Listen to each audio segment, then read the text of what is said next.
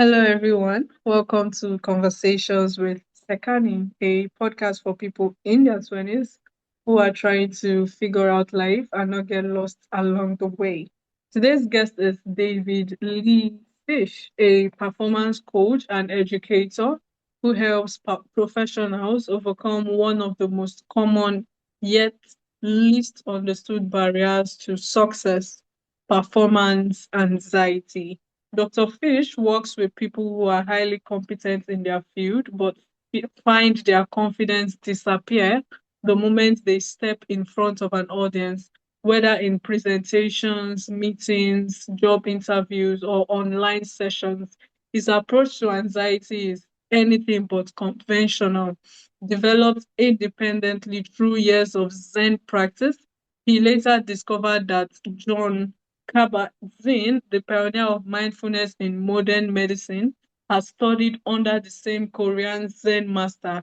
Remarkably, they arrived at many of the same insights through separate paths. David, welcome to Conversations with Sekani. It's a pleasure to have you on. Joy, thank you so much. That was just a wonderful introduction. I need to live up to that now. All right. I mean, the introduction just kept on going and going. But yeah. It was all great to me. I was enjoying it. Oh, wow. I'm glad you did, actually. So, yes, it's a pleasure to have you on. And I want you to take us back to your early years, basically. So, growing up, what kind of person were you? And what shapes who you are today? Yeah, okay, great. Origin story. I started out as a saxophone player in high school, and I was actually quite accomplished for my age. And I started getting what we musicians call gigs, Mhm. performances. And eventually that would be like artists like Ella Fitzgerald and Little Richard. But my very first performance was with artists named Sonny and Cher. Most people know Cher now, but before she went out on her own, she performed with her husband. All right. So I got a chance to be in the backing band for Sonny and Cher when they came through my hometown of Tucson, Arizona. This is this is my first big gig in front of tens of thousands of people. I froze. When they were Mhm. coming on stage, I was like a deer in headlights. And so the only thing that brought me out of it was the conductor, the director of the ensemble, yelling at me, "Play, damn it!" Right? Mhm. So from my first moment, real moment on stage, I was battling stage fright, which is a form of performance anxiety.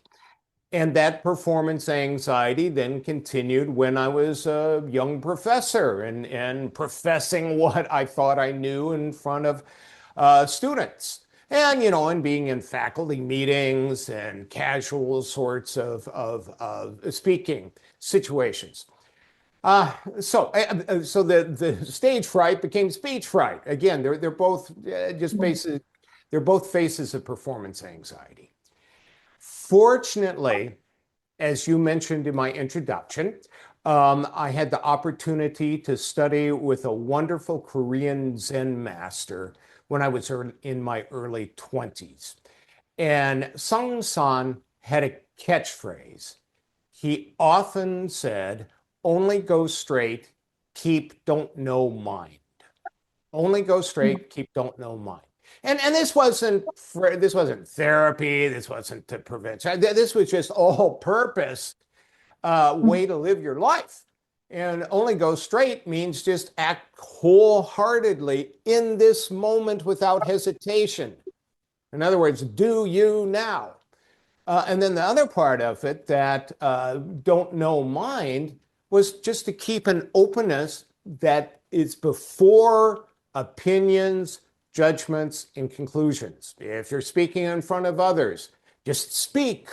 In fact, Zen it has the when you're sleepy, sleep. When you're tired, sleep. When you're hungry, eat. It means just do something wholeheartedly. And then that don't mind, that don't know mind part is don't form judgments about how it's going. Yeah, they love me. Nah, they don't love me. Look at that guy in the third row. Boy, he's rolling his eyes, right? So eventually I found myself applying that to performing as a musician and then to speaking as a professor. And as you also mentioned in my introduction, the remarkable thing is, I found out after the fact that another student of Jon Kabat-Zinn, or another student of Song San, Jon Kabat-Zinn, had started doing the same thing, had started applying Song San's teaching to this new form of therapy he developed called mindfulness. We got to it from the same source in different roads, but that's essentially my origin story. Wow. Okay, all right. So, first of all, I could totally relate to that performance anxiety. I have Yeah. also played I'm trying to remember the name. I think shot put, right? When it comes to Uh-huh. practice, I was really good at practicing, right? That's behind the scene, right? But when it's time to actually, show what I've Oh practiced, yeah. the Oh tension just becomes overwhelming that I end up underperforming. yeah, absolutely. As in baseball little league, I was the strikeout king. I was a big guy for my age. In practice, I would Mm. just knock the ball out of the field. When it came to games, I'd strike out every time. So exactly the same. You know why that Right. happens? Do you know Mm. why the difference between practice and when you actually uh, are in a meet or a game or actually giving a speech? Do you know what happens? Mm. Okay, so real easy. Three factors are at play. Mm. You perform in front of others, right? In your case, Right. you're putting the shot. How do you put that? Uh, in my case, I was hitting the ball. You're performing, giving a speech. But Mm. it could be a job interview. So it doesn't have to be a formal audience, but you're performing in front of someone. The second factor is that audience, they're judging you. Now, in your case with shot putting, it's a formal judgment, right? They don't they measure the distance that you put the shot, right? Mm. So that's built in judgment to what you were doing. And so the third factor is if the judgment is negative, somehow it's a threat, right? It's a threat to your career. It's a threat to your standing as an athlete. And so it's actually completely natural that you would get nervous in such a situation. And 70, a son of a gun, study after study has shown that 75% of us do. Mm. Wow. Oh, okay. So now I want us to talk about the solutions, right? So how can one actually overcome performance anxiety, basically? Yeah. You'll never hear Mm. me say overcome or conquer. Hmm. And Hmm. the reason for that, given those factors I just mentioned, anytime Hmm. those factors are at play, if you're a normal human being, you're going to have, you're going to be susceptible to becoming Hmm. anxious. So, conquering stage fright, speech fright, competition anxiety, which is what we would call your example. That's called a dead man's goal, trying to conquer it. It's something only a dead person could do, right? Right. So, but there is a solution. And it's this. And it goes back to what I learned from Song San, what Kabat-Zinn learned from Song San. Only go straight, don't know. Concentrate on what you're doing. Hmm. When you find nervous thoughts, interfering, they will. That's completely natural. That's your sympathetic nervous system just protecting you. And the only way it knows how, by pumping adrenaline through your system, right? When it interferes, when it's distracting you, just bring back your attention to putting the shot, giving the speech, playing the saxophone. I know it sounds like a simple solution. It is a simple solution, but that's what you need. That's what you want when you're in the middle of, doing your thing. You don't want Mm. to, you don't want a complicated solution that's going to take you out of what you want to be doing. Mm. Wow. So basically, it's to focus. Right. Yeah, yeah. Oof. It's the Yes. power of focus. Yeah, here's the Yeah. thing. Mm. People believe there's something wrong with them when they get nervous, that they're Mm. broken. I tell them, no, you're perfect. You're perfectly human, right? So just accept it that this is your internal bodyguard trying to protect you from a perceived threat.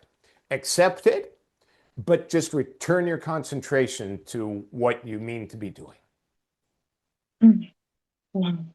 Okay, and it takes practice, right? To, be able to finally, like you said, we don't use the word overcome because as humans, we're actually supposed to feel anxious, right? When it comes to things like that.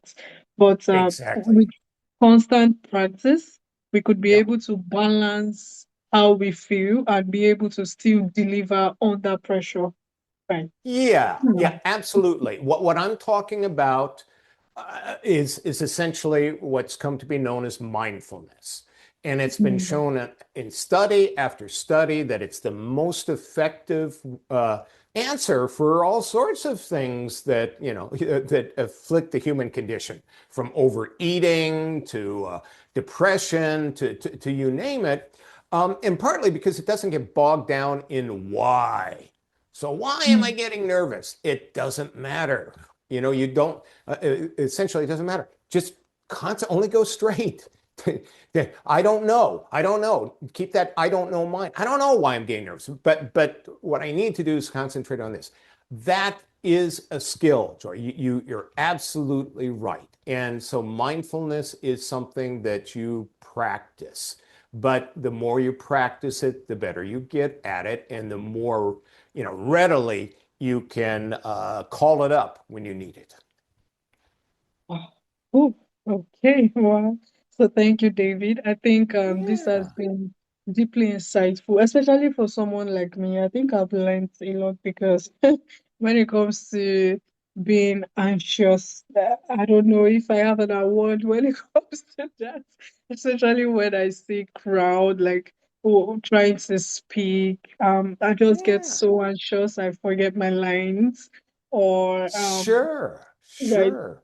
Oof. Yeah. So And, yeah. and it's all the same thing. It honestly is. It's just this internal, the sympathetic, nervous system saying, hey, you don't need to think right now. You just need to fight, flee, or freeze. Right. So your brain doesn't need blood, right? We're going to put it into your large muscles. So, yeah, absolutely. Right, exactly. Whew. So, thank you, David. And finally, before Yeah. we go, I would like to, just I want you to talk to someone out there, right? Specifically young adults today. Mhm. Because most of us we are under constant pressure to, perform, right? And Mhm. comparison too. That's another problem that we face as young adults. So what advice would you give to us in order to, help deal with this more effectively? Yeah. And it's what I said before. So let me Mhm. say it again to reinforce it. If you get nervous when you perform, speak, compete in front of others, it's perfectly normal. You are Mhm. not broken.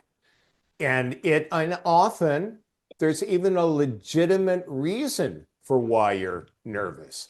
So you need to um, understand that, accept it.